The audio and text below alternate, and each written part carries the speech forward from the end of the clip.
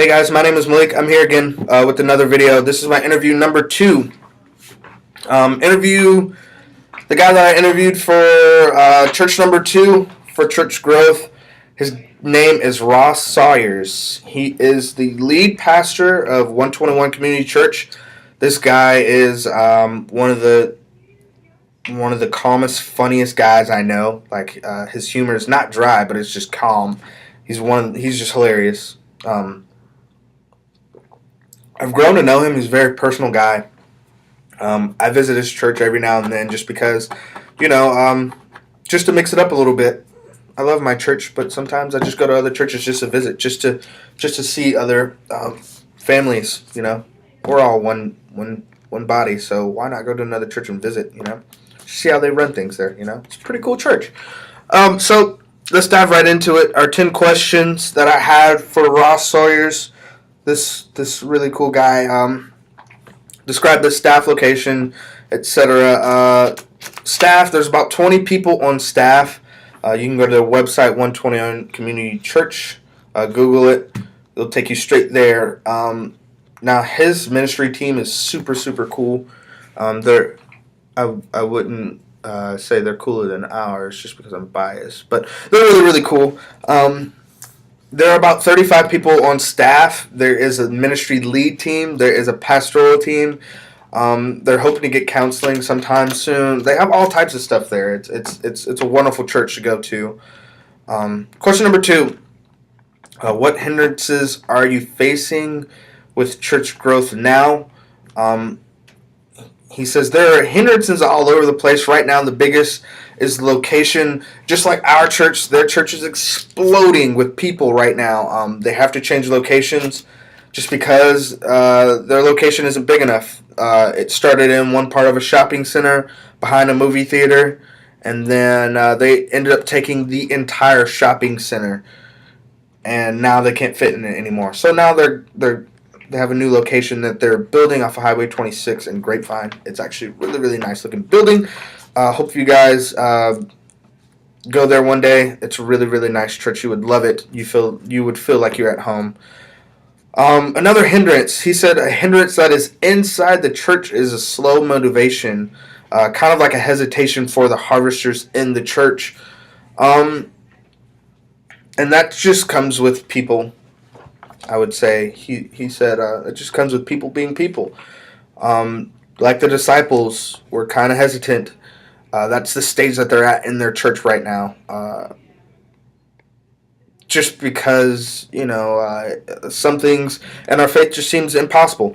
So the hindrance is the hesitation. And if you're a harvester, if you're a farmer, if you hesitate to collect harvest, sometimes you might lose plants. You might lose things that you don't want to lose. So I understand what he means. There's a hesitation when there doesn't need to be. And their calling in ministry is something super important for the community of Grapevine.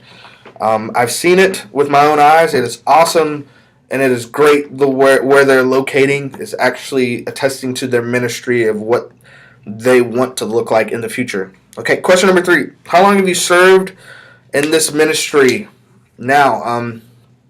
His church started when 23. It kind of came off of another church. 23 members in 1999 came off, and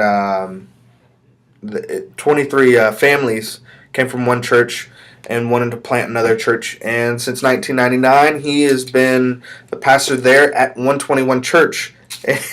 And I quote, he says, "It's amazing to think that because I look so young to be in ministry that long." That's how funny this guy is. I love this guy.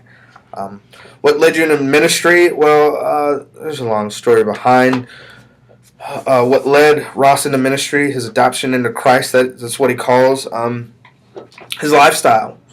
His lifestyle led him into ministry, and he said, it's kind of cool that I'm in the youth ministry because I think I have a pretty important role with kids that come to church. He says it was the influence of his pastors, his youth pastors in the past. He went to church, but of course it's your choice if you want to listen or not. And I guess he was one of those kids that that didn't really listen, but it clicked with him. The influence that he's had over the past years is what led him into ministry. Question number 5: is your vision for ministry the same now as when it started? He quote him. He said, "This is a loaded question. This question is loaded for a long response for pastors. I feel, yes, it is loaded because I guarantee you, my vision for ministry now will change in about 20 years, maybe even 5 years. Who knows?" He says, "I know that my vision was very different. I believe that my vision."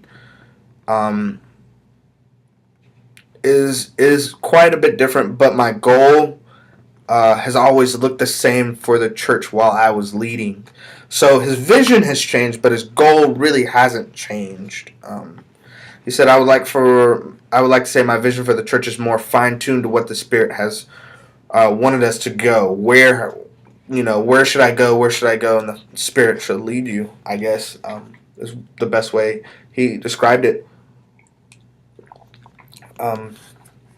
This guy right here, man, to see his church personally grow over the past 10 years is really awesome. Um, I tip my hat to him. His vision is to unify, people around the community to grow his church. I firmly believe that I believe that I can see his vision. Um, I think his vision to share the gospel with the community. There's a hidden community in Grapevine on a street called Mustang, and it's mostly Hispanic. It's a very ethnic community, and that's where 121 digs in their roots. That's why they're locating their church literally right next to this community, so so they can look more heavenly, like he said. Because in heaven there won't just be one color. There will be everybody there. There will be people from the north, south, east, and west eating at the table of life. So I believe that his ministry is growing because of his vision and his goal. Him listening to the Spirit. Question number 6: do you view a personal corporate relationship style to be more effective within your ministry? He said, in my opinion, if you're running a church as a leader in a corporate way, it creates spaces between staff members, and there needs to be no spaces, gaps, or nooks. We need to be one giant family. So running a ministry for me has been personal, so we can have as few flaws as possible. I believe that at his church size right now, I believe that it is correct that there needs to be a personal view of how he leads.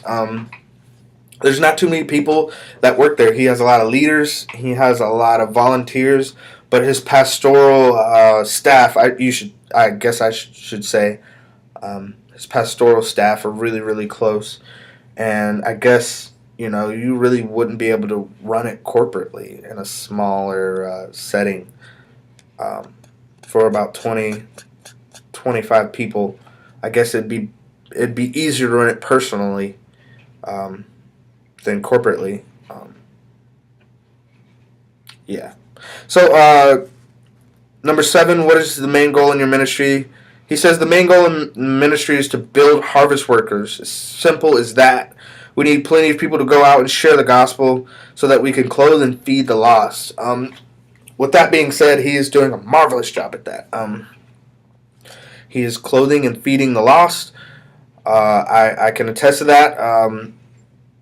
I would say his harvest workers, the influence that is inside his church, magnificent.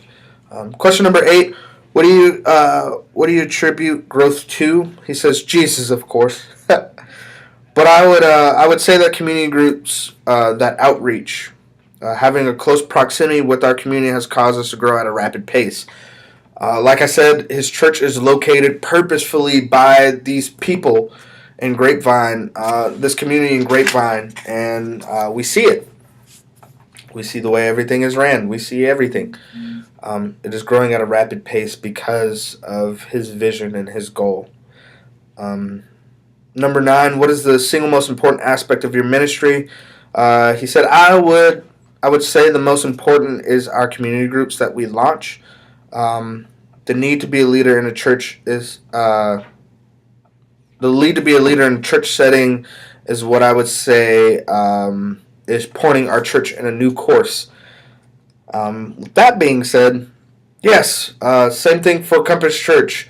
To empower somebody and to set leadership up in community groups empowers people to bring other people in and to get answers that they've been, questions that need answered to them, testimonies that change people's lives, and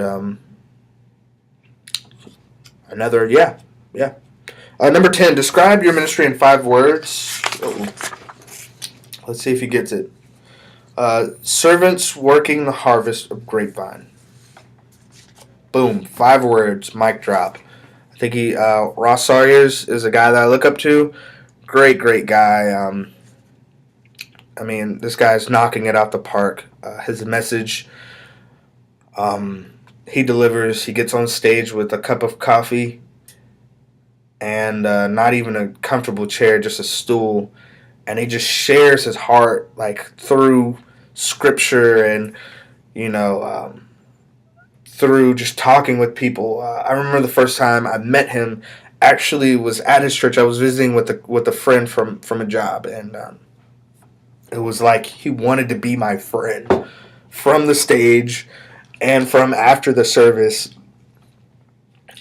It was very welcoming. It was very, he was very light. This guy was very, very, very cool in my eyes. Very smooth guy. If you guys have not gone to 121 Church, I would definitely, it doesn't matter what church, this guy feeds you like the word. I would urge you to visit 121 Community Church. Look it up on Google. It might be a little bit tricky to get there, but it is very worth hearing a message from Ross Sawyers. This guy is awesome. This guy is amazing. Their church is very welcoming. So yeah. Thank you guys for listening to my 2 interviews. I'll have a 3rd one uploaded soon. You guys have a good day. See you later. Bye.